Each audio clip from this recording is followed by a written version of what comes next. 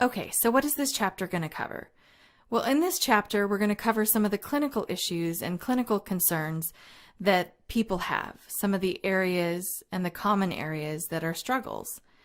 Something that's very common, you guys, in teaching about abnormal psychology or clinical psychology is that sometimes when you read about this stuff or you talk about it or you think about it, all of a sudden a person sort of thinks that they have it. This happens to med students too, for those of you that become doctors.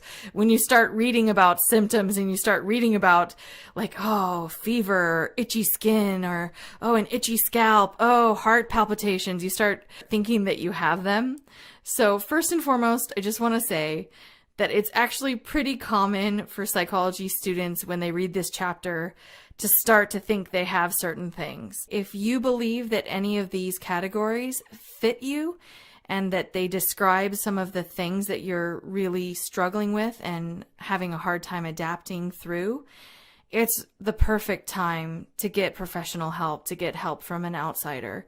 We're going to talk a little bit more about that as we go on, but I just want to prime you by saying, number one, if some of these things sort of sound like you, it is typical for people in psychology classes when they read them to think that they have all the things. Number two, if you think that some of these symptoms and categories describe you and you're having a really hard time right now, let's get you help. It takes a really brave person to get help and make wise decisions for themselves. You are a treasure, so you deserve to be defended and protected and understood and kept in good repair. Sometimes when our psychology works against us and our thoughts go in a wrong direction, sometimes we just can't think our way out of it, and we do need someone to guard the treasure that's us. So sometimes it does take some outsiders to take care of those things. So with no shame and no stigma, I just want to encourage you that if you think that you need help, go ahead and get help. It takes a really brave person to reach out. This chapter is going to walk us through some main categories in abnormal behavior. We're going to talk about anxiety and depression, schizophrenia, a few of the personality disorders, and also some dissociative disorders. There are many more disorders that we're not going to be able to cover, but this just gives us an idea of some of the classifications of the common ones. So let's get started. So before we even classify categories, or come up with names for things, or apply labels to certain issues, we need to understand what abnormal is in this context. We're going to define abnormal behavior as behavior that's deviant, maladaptive, or personally distressing. And I like how your textbook talks about it as being uncontrollable, disproportionate, and disruptive to a person. Abnormal behavior is not just something that is not normal for the time, date, and place. That it is not normal for the time, date, and place, but also not working for the person.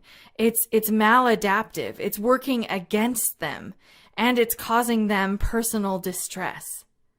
So before you get too philosophical about social norms and societies and cultures, let's just agree upon the fact that we don't want people to be distressed or be doing maladaptive, hurtful, disruptive patterns in their context. So no matter what culture you're in, no matter what generation you're in, no matter what gender you are, no matter what you're personally dealing with, and no matter what norms are around you, we don't want you hurting yourself or other people. So if we agree upon that, then we agree upon the fact that we need to understand some of these abnormal patterns, some of these patterns that are harmful. I like to think of it this way, you guys.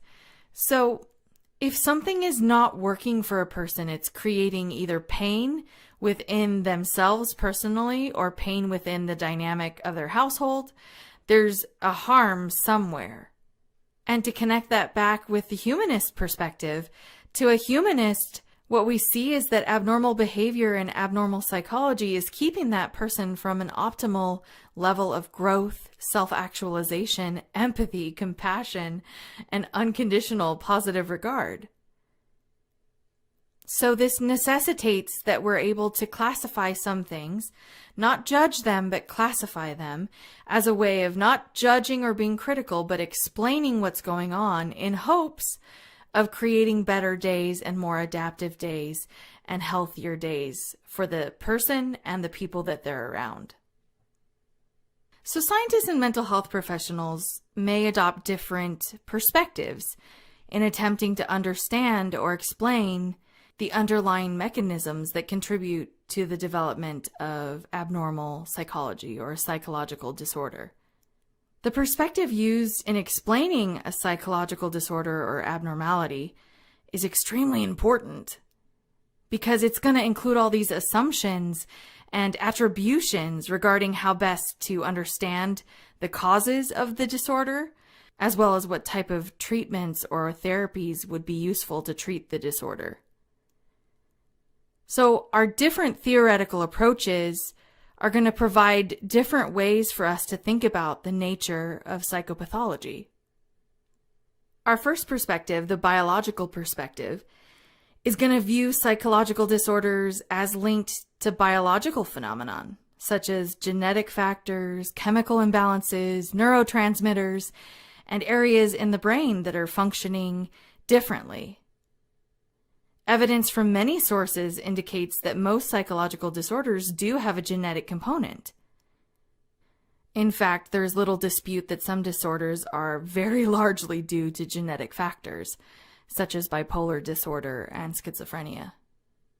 Heritability studies, genetic studies, twin studies have led many of today's researchers to search for specific genes or genetic mutations that contribute to psychological disorders. Other researchers are doing brain science, right? They are using sophisticated neural imaging technology to reveal how different functioning areas of the brain structure, brain function, might be directly involved in many psychological disorders. And even advances in our understanding of hormones and neurotransmitters have yielded tremendous new insights into their possible connections with psychological disorders. So in the biological approach, essentially, since psychological disorders are seen as having biological causes, the implication, therefore, is that they have medical treatments and medical solutions.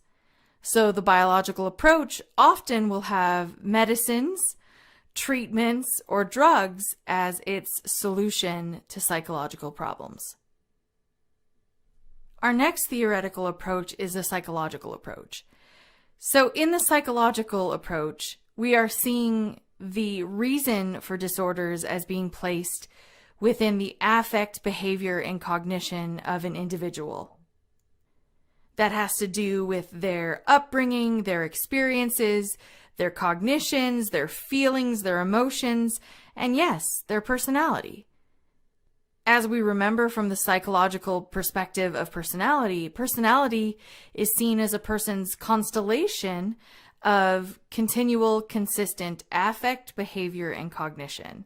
So in the psychological approach, the causal direction for psychological disorders is that there has been some disorder in the affect, behavior, or cognition of an individual. Therefore, the solution in a psychological perspective is that we need to address those feelings, behaviors, and thoughts.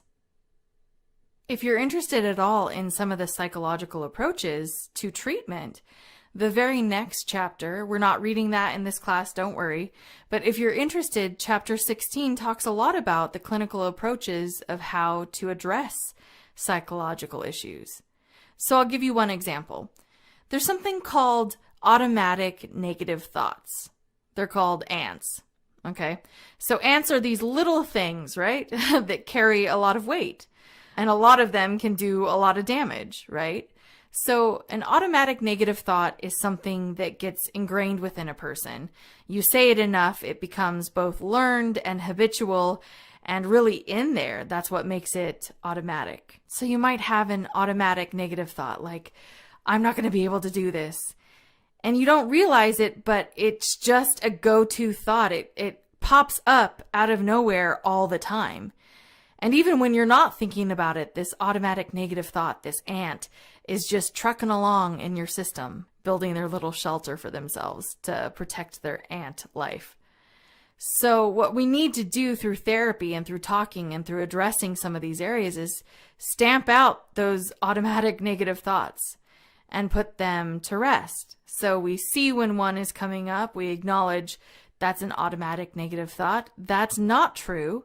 I am going to be okay. I've been okay before. And despite me not feeling good right now, that's just a feeling. Feelings will pass. It'll be okay. And that might be a good example of the psychological approach.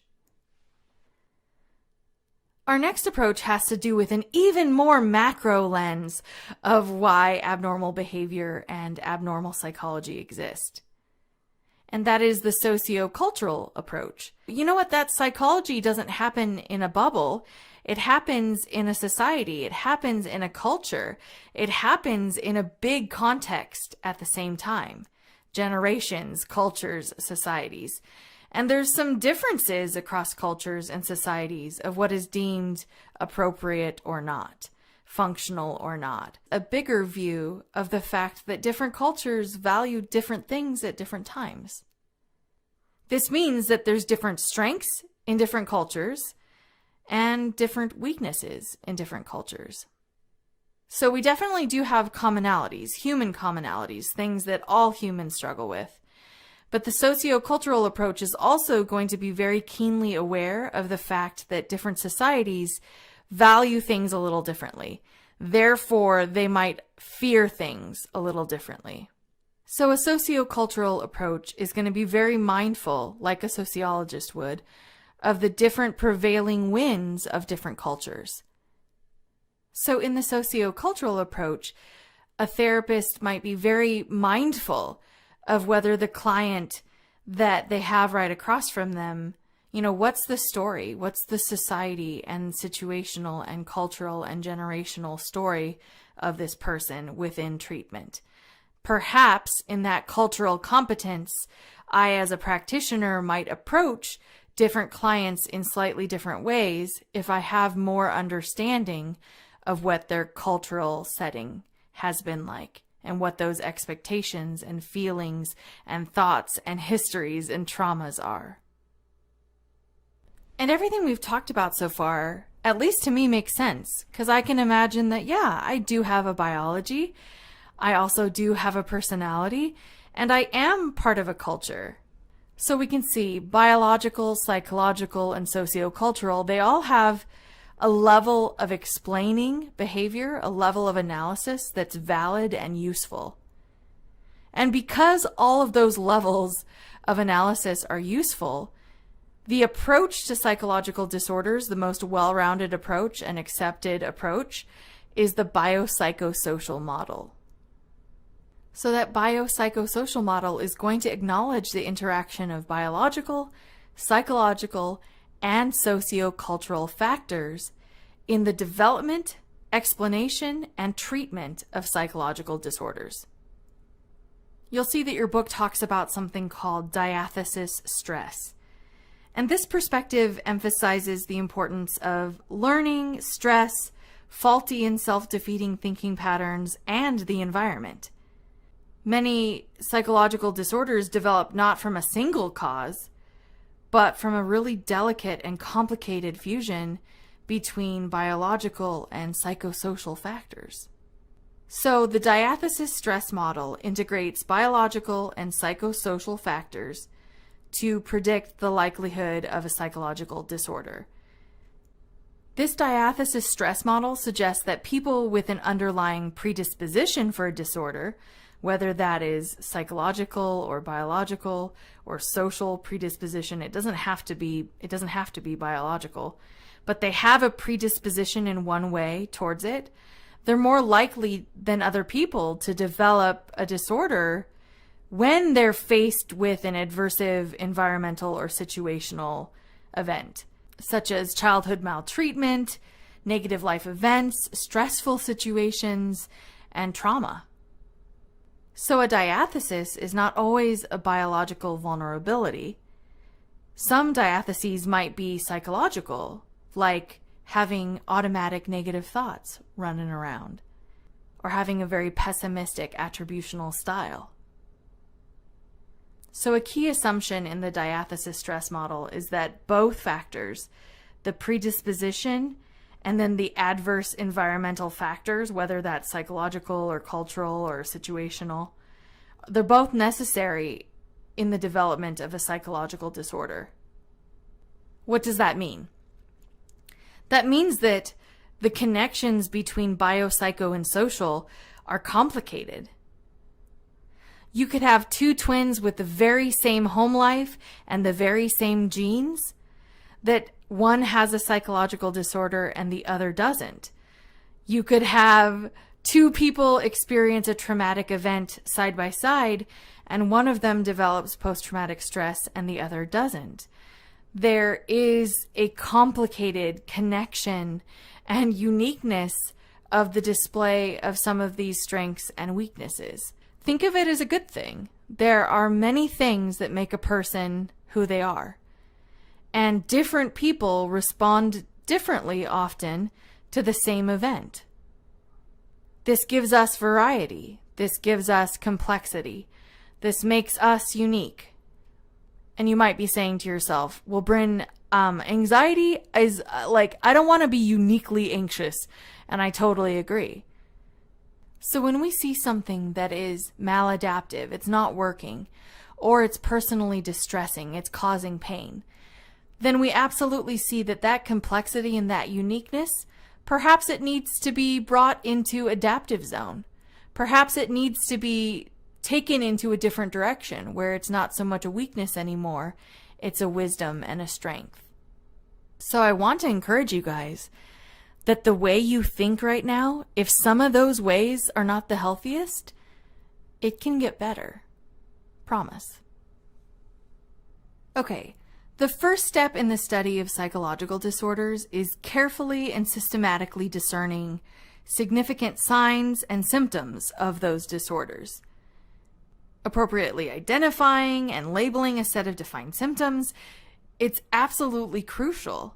This process enables professionals to use a common language with others in the field, and it aids in communication about the psychological disorder with the patient, colleagues, and the public. So a proper diagnosis is an essential element to guide proper and successful understanding of causes, as well as appropriate treatment. It's for these reasons that we have classification systems to organize psychological disorders in a systematic way to understand their causes and to create and guide treatment.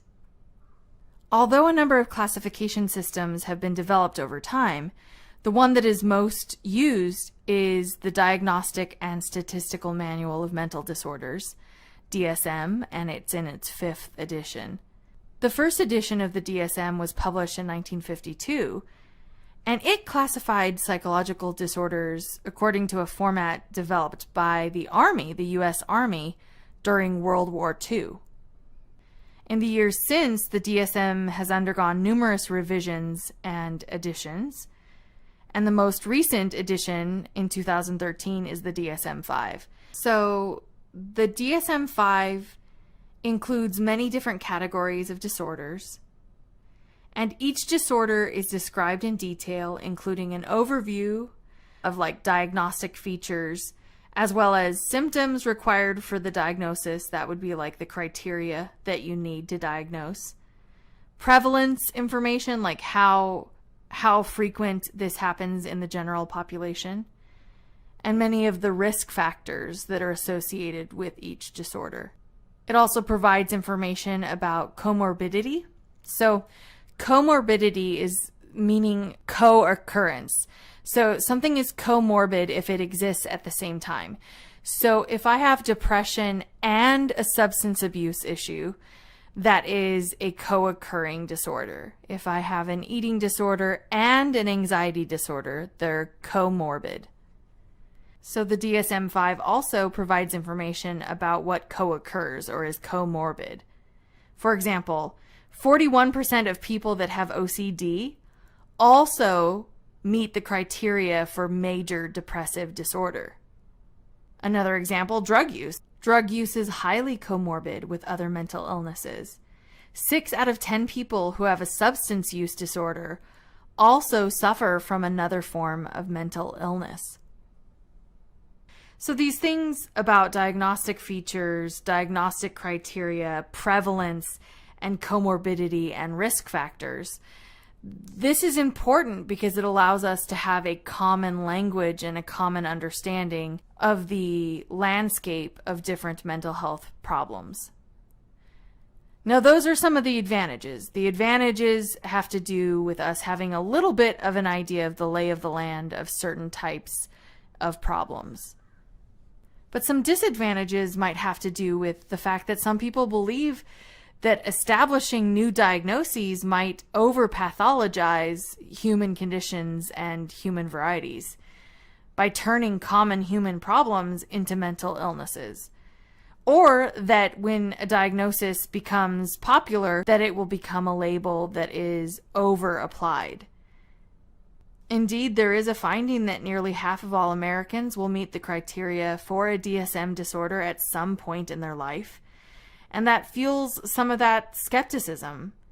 So the DSM-5 is also criticized on the grounds that its diagnostic criteria have been loosened, therefore threatening to hyperinflate or overdiagnose certain populations of people. Another disadvantage might be that DSM is it is psychiatric, and a psychiatrist is a medical doctor that is operating under the biological model or the medical model. So this medical terminology is always going to imply an internal or medical cause, which might mean a medical treatment, and often medical treatments might be drugs. So the critics of the DSM have a problem with over-pathologizing things that might be sort of just normal human weaknesses. Also have a problem with the medical model being applied to all psychological things, and also the stigma that can come from having a label on a disorder, or even the self-fulfilling prophecy of what a label can do. In some ways, having a label or having a diagnosis for something, it can bring a person a sense of peace where they're like, oh gosh, that's what that was. But the downside, of course, is that labels can also be something that's very difficult, because it's almost like you don't see Bryn anymore, you see the label, right? Or you don't see the individual anymore, you just see schizophrenia or substance abuse or ADHD or anxiety disorder or an eating disorder, where it's like, I'm not a person anymore, I am just a label. And with the label comes all these negative expectations and concerns or fears or reputation issues or misunderstandings where you constantly have to be defending yourself. So labels definitely are a two-edged sword and a two-sided sword. They can have things that are useful, and they can also be harmful. So what we need to do to stay balanced here is to bear two things in mind. First, we need to remember that psychological disorders represent the very extremes of inner experience and behavior. Second, we need to understand that people with psychological disorders are far more than just embodiments of those classification systems. We don't use these terms like schizophrenia, depressives, or phobic because they're labels that objectify people.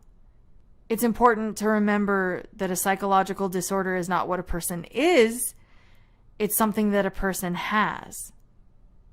As is the case with cancer or asthma, those with psychological disorders suffer debilitating and often painful conditions that they didn't choose. So these individuals deserve to be treated with compassion and understanding and dignity. So it's important to approach this chapter with a lot of compassion, a lot of empathy, a lot of understanding, and a lot of flexible thinking. So let's get started.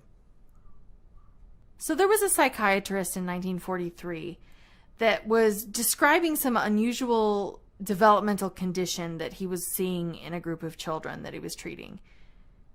He called this condition early infantile autism because it was characterized mainly by an inability to form close emotional ties with other people, some speech and language problems, repetitive behaviors, and total intolerance of changes in the environment or the normal routine. The DSM-5 refers to this disorder as autism spectrum disorder, and it's a direct extension of this work. Autism spectrum disorder is probably the most misunderstood and puzzling of the neurodevelopmental disorders. Children with this disorder show signs of significant disturbances in three main areas: deficits in social interaction, deficits in communication, and repetitive patterns of behavior or interests. These disturbances often appear early in life and cause serious impairments in functioning. The child with autism spectrum disorder might exhibit deficits in social interaction, like by not initiating conversations with other children or turning their head away when someone speaks to them. These children do not make eye contact with other people and seem to prefer playing alone rather than with other people. It's almost as if they're in their own little world, and you want so badly to connect and kind of get in there, but can't. Communication deficits can range essentially from a complete lack of speech to maybe one-word responses or no's or grunts, or even to echoed speech where a child will like parrot or repeat what you say. So you're like, do you want candy? Candy? Do you want a cookie? Cookie? Where it's parroting or repeating what I've said. To even difficulty maintaining a conversation because of an inability to reciprocate other people's comments or do the flow of back and forth conversation. These deficits can also include problems in nonverbal communication, so facial expression, gestures, posture, movement. A child might engage in stereotyped repetitive movements like head banging, rocking back and forth, or repeatedly sort of like dropping an object and picking it up, or flipping an object, or clicking an object, or moving a movement that just continues, like a hand rocking back and forth. Or the child might show even distress at very small changes in the environmental routine. So we normally have lunch at noon, but today things were a little bit late and the schedule's off by 10 minutes, and she just cannot handle the routine being changed. In some cases, a person with autism might show highly restricted and fixated interests that appear to be abnormal in their intensity. So, for example, the person might learn and memorize every detail about something, even though doing so serves no apparent purpose. So ASD is increasing significantly, and it's reported to occur in every racial, ethnic, and socioeconomic group. It is 4 times more likely to occur in boys rather than girls. And studies have found it to take place in other cultures as well, not just in America.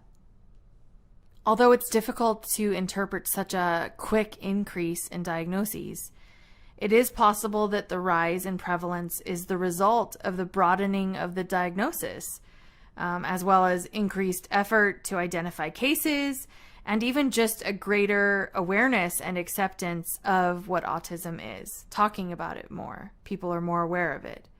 In addition, mental health professionals, psychiatrists, doctors, teachers, school counselors, psychologists are now more knowledgeable about autism spectrum disorder and therefore better equipped to make that diagnosis, even in more subtle cases.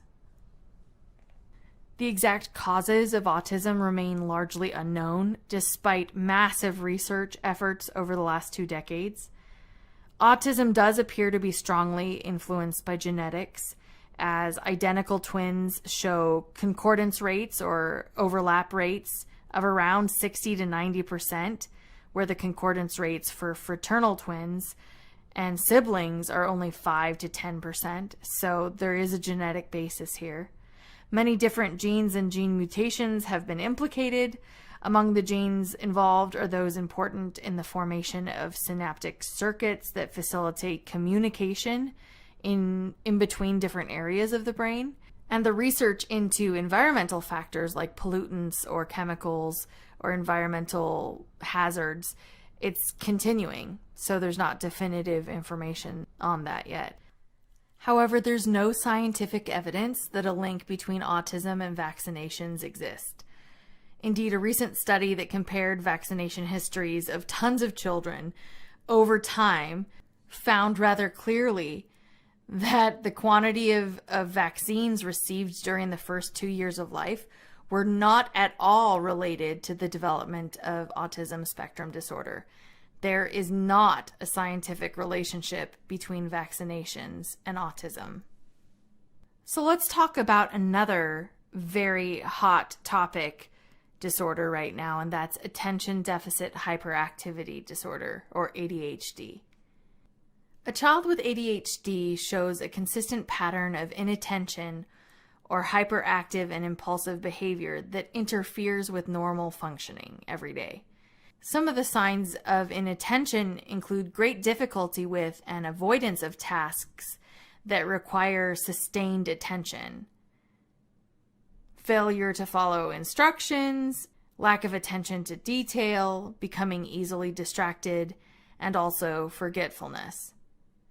Hyperactivity, on the other hand, is characterized by excessive movement, and that includes stuff like fidgeting or squirming, leaving one's seat in situations where remaining seated is expected, having trouble sitting still, running around, climbing on things, blurting things out before somebody else has been able to answer, difficulty waiting for your turn, and interrupting other people. Frequently, the hyperactive child comes across as noisy and boisterous. The child's behavior is hasty and impulsive and seems to occur without much forethought. In a 2016 study by the CDC, 6.1 million between 2 and 17 years old living in the U.S. had been diagnosed with ADHD. Researchers also found that children living in rural areas were more likely to have been diagnosed with ADHD and less likely to receive behavioral treatment in the past year compared with children living in urban or suburban areas.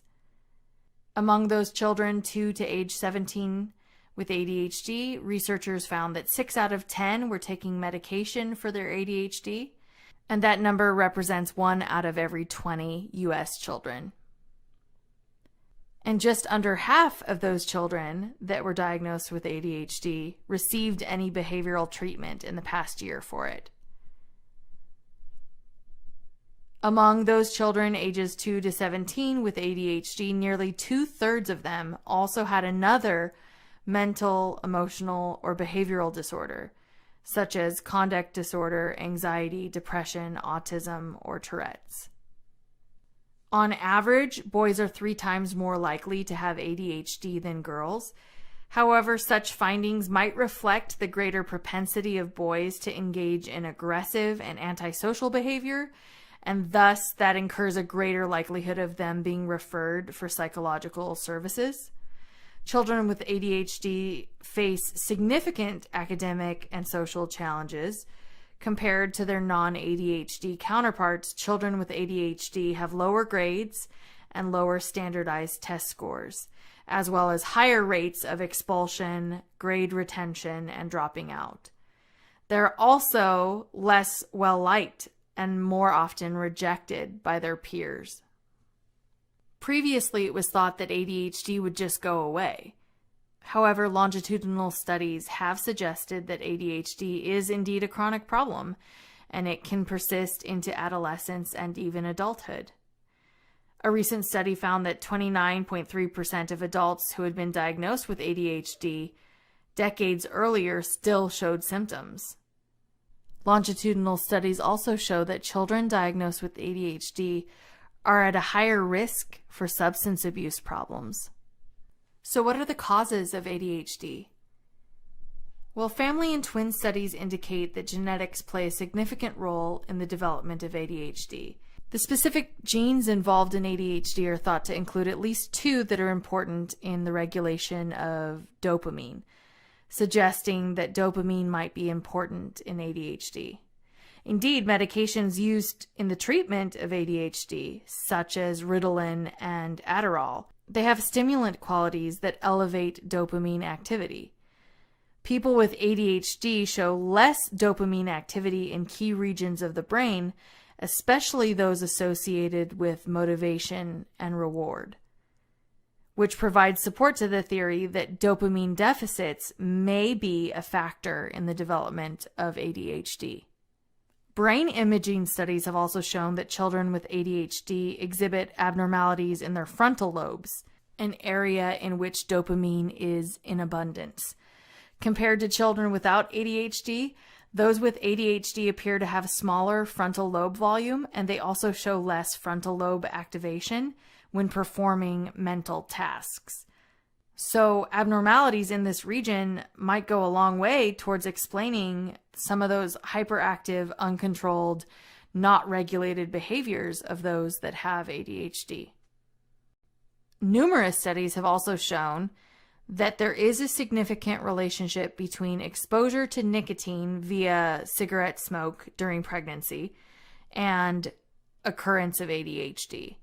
So maternal smoking during pregnancy is indeed scientifically associated with the development of more severe symptoms of the disorder.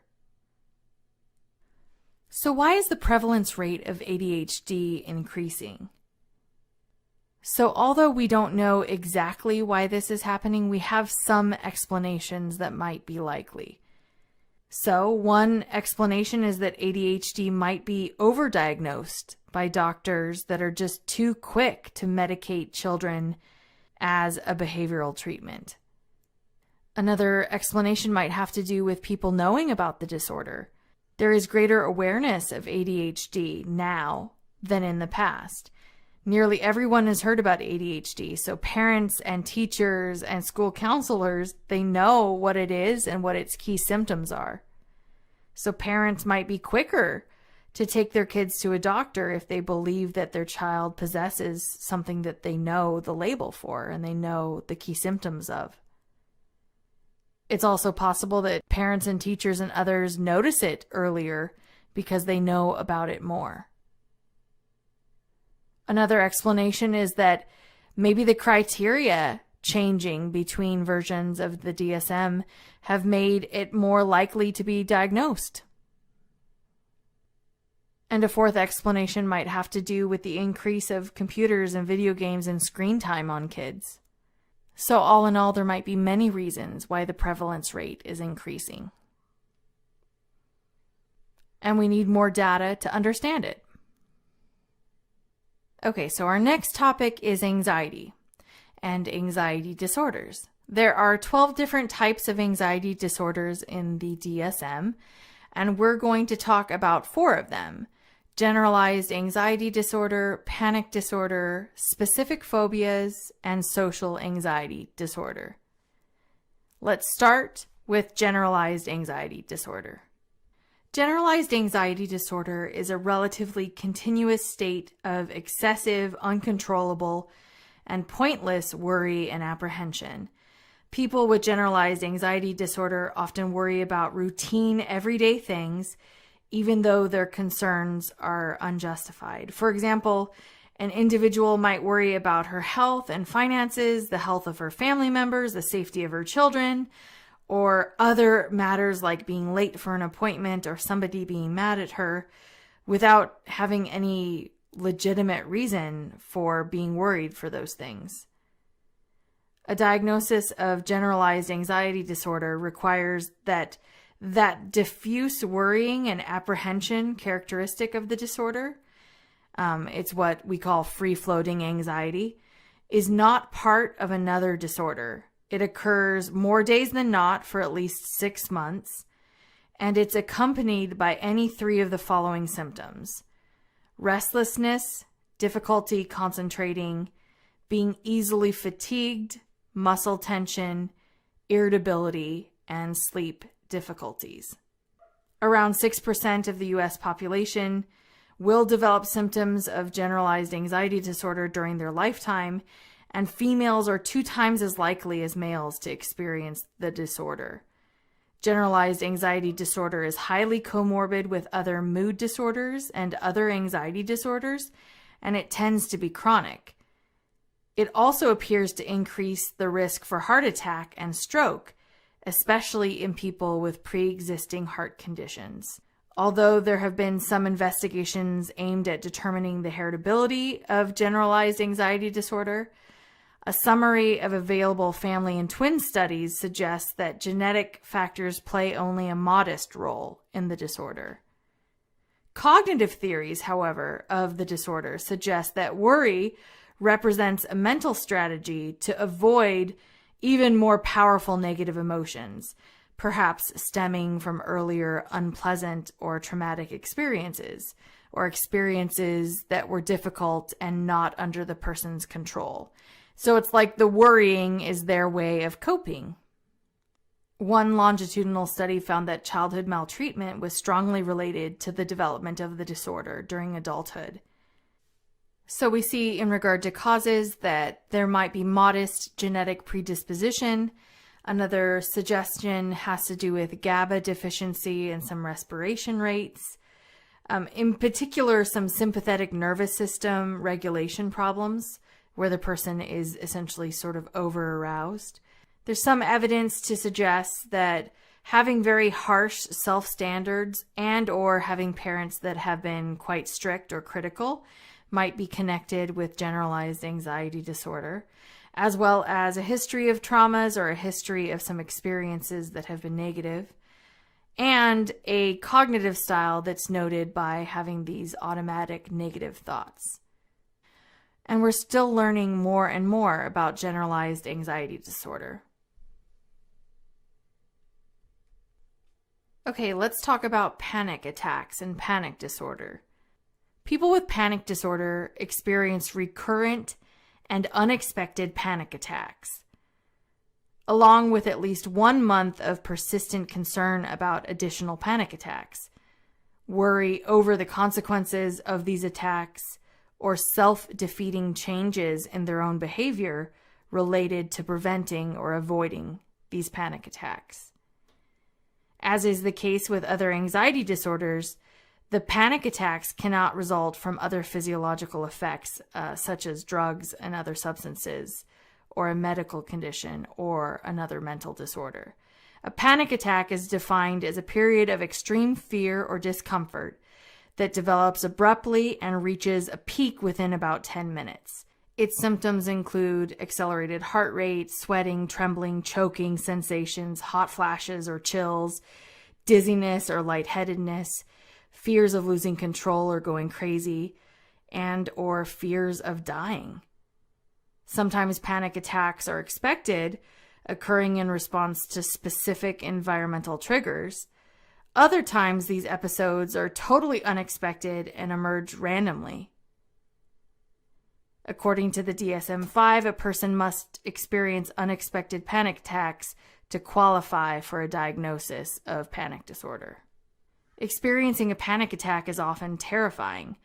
Rather than recognizing the symptoms of a panic attack merely as signs of intense anxiety, individuals with panic disorder often misinterpret them as a sign that something is tremendously wrong internally, like that they're medically going to die or that they're going to have a heart attack. Unsurprisingly, those with panic disorder fear future attacks and may become preoccupied with modifying their behavior in an effort to avoid future attacks. Panic attacks themselves are not mental disorders. Indeed, around 23% of Americans experience isolated panic attacks in their lives without meeting the criteria for a panic disorder. Panic disorder is, of course, much less common. Many people with panic disorder develop agoraphobia, which is fear of the marketplace. It's the fear and avoidance of situations in which escape might be difficult or help might not be available if one were to develop symptoms of a panic attack. People with a panic disorder often experience a comorbid disorder. They have other things like anxiety disorders or major depressive disorder. Researchers are not entirely sure what causes panic disorder. Children are at a higher risk of developing panic disorder if their parents have that disorder. Family and twin studies indicate the heritability of the panic disorder is around 43%, and the genetic and gene functions involved in the disorder are still not well understood. Conditioning theories of panic disorder propose that panic attacks are classical conditioning responses to subtle bodily sensations, resembling those normally occurring when one is anxious or frightened. For example, imagine a kid that has asthma. So the acute asthma attack produces sensations such as shortness of breath, coughing, chest tightness that typically elicit fear and anxiety. You might become anxious, fearful, and then that anxiety and fear could produce and promote and influence a bigger panic attack.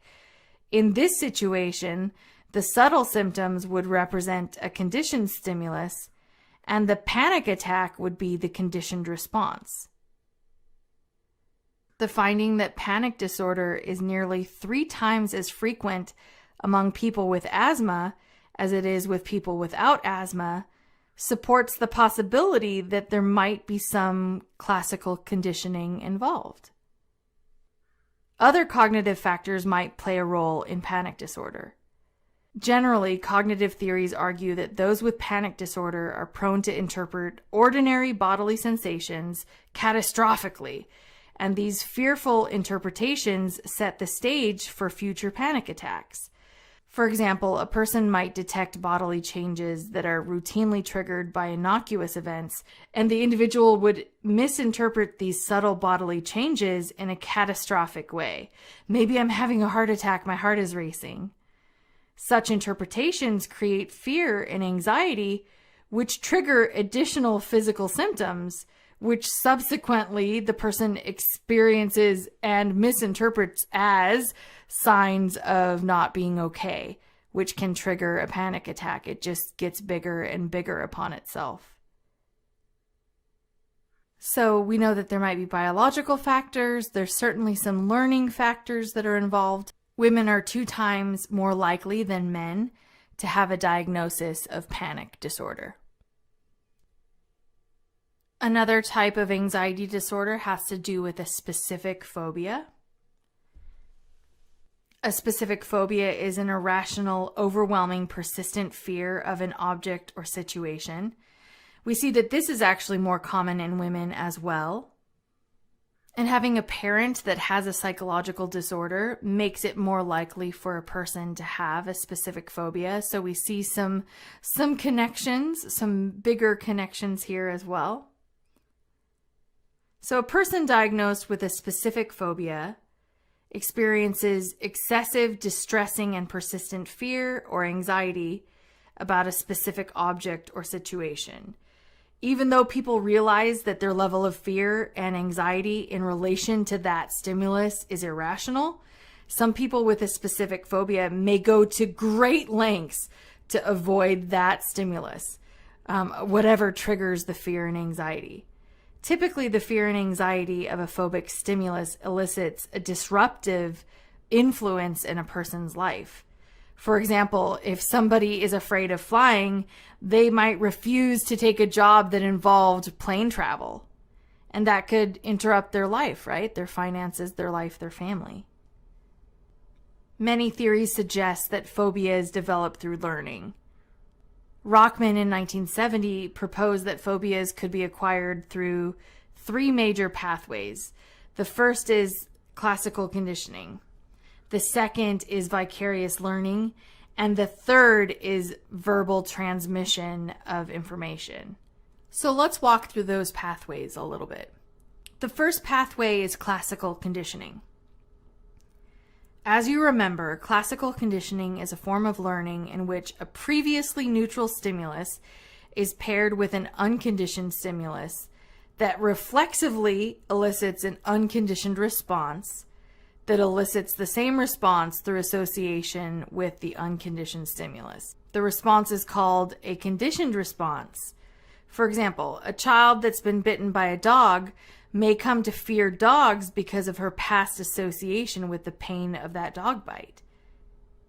In this case, the dog bite is the unconditioned stimulus, and the fear that it elicits is the unconditioned response.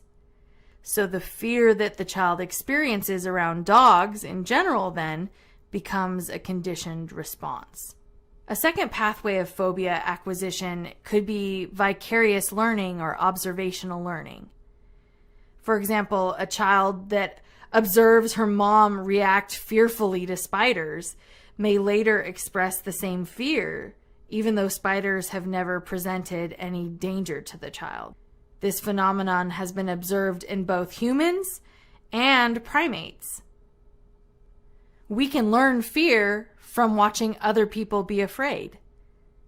The third pathway is through verbal transmission of information. So, for example, a child whose parents or friends constantly tell her how dangerous something is might come to fear that thing because of continued information about the object. That would be like social influence, right? Learning through social influence. Moving on to our last anxiety disorder in this chapter, we want to talk about social anxiety disorder, formerly called social phobia. Social anxiety disorder is characterized by extreme and persistent fear or anxiety and avoidance of social situations in which the person could potentially be embarrassed or evaluated negatively by other people. The heart of the fear and anxiety in social anxiety disorder is the person's concern that they might act in a humiliating or embarrassing way, such as appearing foolish, showing symptoms of anxiety, or doing or saying something that might lead to rejection. The kinds of social situations in which people with social anxiety disorder usually have problems with include public speaking, having a conversation, especially with a stranger, eating in restaurants, and in some cases, using public restrooms. Although many people become anxious in social situations like public speaking, the fear, anxiety, and avoidance are highly distressing and lead to serious impairments in life. Adults with this disorder are more likely to experience lower educational attainment and lower earnings, perform more poorly at work, and are more likely to be unemployed, report greater dissatisfaction with their family lives, friends, leisure activities, and income. When people with social anxiety disorder are unable to avoid situations that provoke anxiety, they typically perform safety behaviors or mental or behavioral acts that reduce anxiety in social situations by reducing the chance of negative social outcomes. Safety behaviors include avoiding eye contact, rehearsing sentences before speaking, talking only briefly, and not talking about oneself. Other examples might include assuming roles in social situations that minimize their interaction with other people, like being the person that's going to do the setup of the equipment or prepare the food in the kitchen, or the person that's behind the camera taking the pictures. Another safety behavior might be asking people many questions to keep that focus off of themselves, or selecting a position to avoid contact with others, like sitting in the very back of the room. Although these behaviors are intended to prevent the person with social anxiety disorder from doing something awkward that might draw attention to themselves, these actions usually worsen the problem because they don't allow the individual to disconfirm their negative beliefs about themselves, often eliciting rejection and other negative reactions from others anyway. As with specific phobias, it's highly probable that the fears inherent to social anxiety disorder can develop through conditioning or learned experiences. Indeed, one study found that 92% of a sample of adults with social anxiety disorder reported a history of severe teasing in childhood, compared to only 35% of a sample of adults with panic disorder.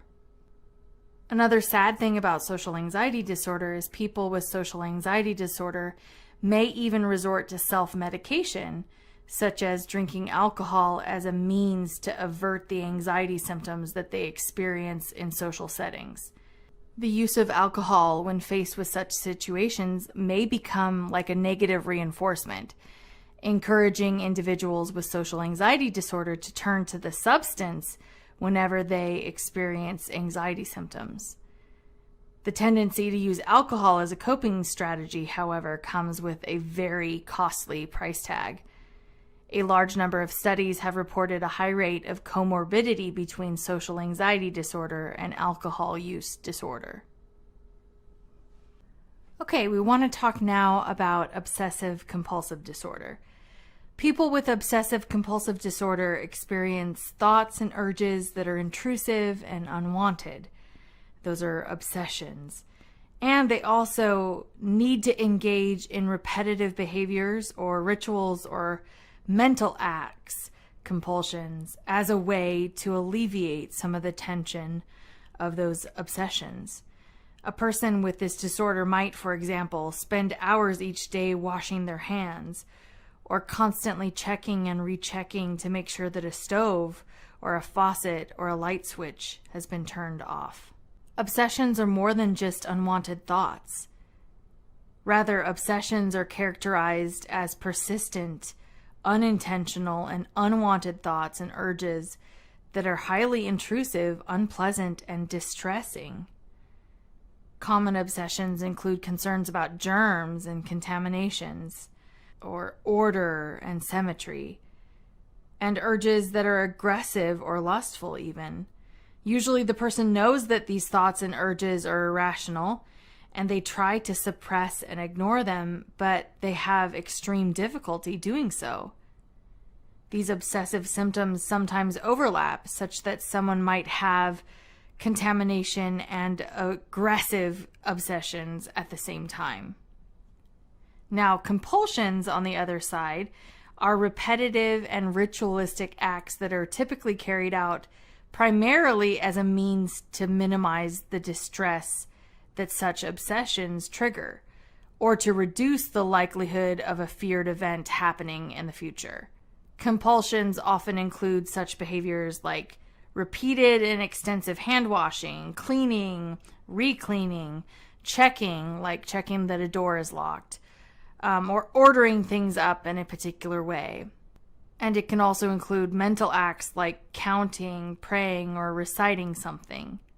Compulsions characteristic of OCD are not performed out of pleasure, and they're not connected in a realistic way to the source of the distress or feared event. If left untreated, OCD tends to be a chronic condition, creating lifelong interpersonal and psychological problems. The results of family and twin studies suggest that OCD has a moderate genetic component. The disorder is 5 times more frequent in first-degree relatives with OCD than in people without the disorder. And the concordance rate of OCD among identical twins is around 57 to 60%, and the fraternal twins are around 22%.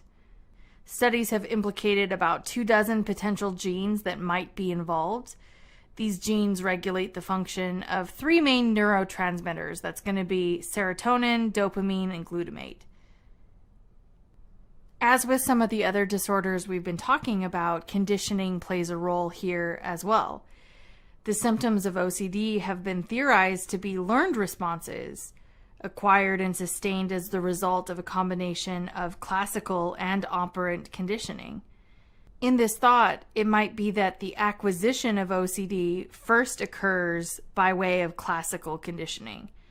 So a neutral stimulus becomes associated with an unconditioned stimulus that provokes anxiety or distress. When an individual has acquired this association, subsequent encounters with the neutral stimulus trigger anxiety, including obsessive thoughts. And the anxiety and obsessive thoughts, which is now a conditioned response, may persist until that individual identifies some strategy to relieve that fear and anxiety. So if a ritualistic behavior or mental activity or counting or checking the stove to see if it's off, you have to do it 3 times and then turn around to the left. If that reduces the anxiety, then such efforts to relieve anxiety will constitute an example of negative reinforcement, which is operant conditioning. You remember that negative reinforcement involves the strengthening of a behavior through its ability to remove something unpleasant.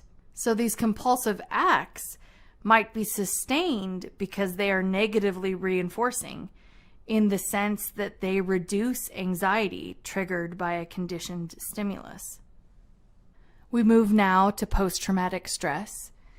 So extremely stressful or traumatic events place people who experience them at an increased risk for developing psychological disorders such as PTSD, post-traumatic stress disorder. Throughout much of the 20th century, this disorder was called shell shock because its symptoms were observed in soldiers that had engaged in combat in wartime. In the 1970s, it was shown that women that had been sexually assaulted or battered or abused at home, that they often experienced the same set of symptoms that these soldiers did. So the term post-traumatic stress disorder was developed given that these symptoms could happen to anyone who experienced a psychological trauma.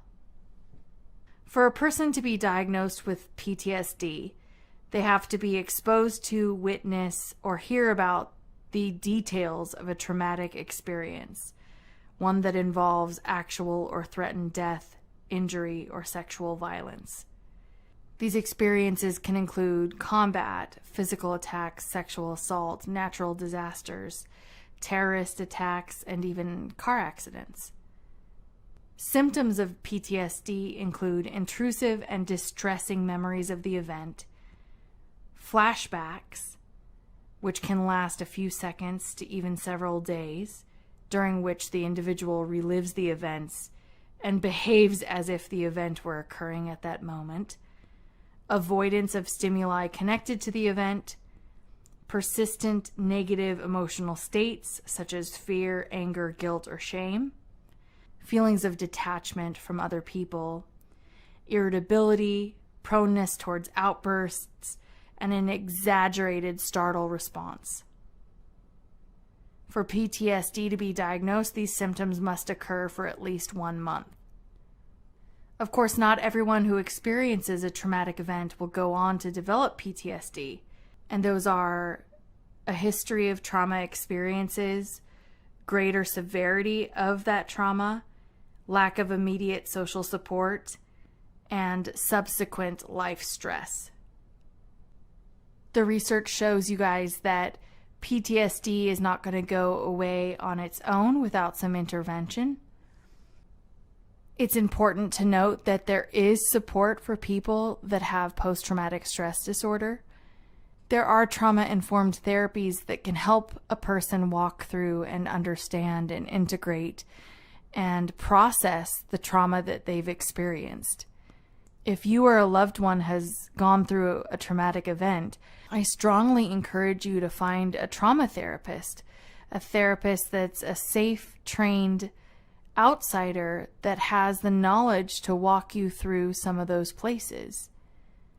Trauma therapy that is high quality can be very useful to having an understanding of where you've been, where your body is, and how you can process into the future given everything that's happened. Okay, everybody, so we've gone through a lot of different details of psychological disorders. You did an awesome job today. I'm so proud of you. We're going to do the rest of this chapter in part 2 of this video, and I will catch you later for part 2 of chapter 15.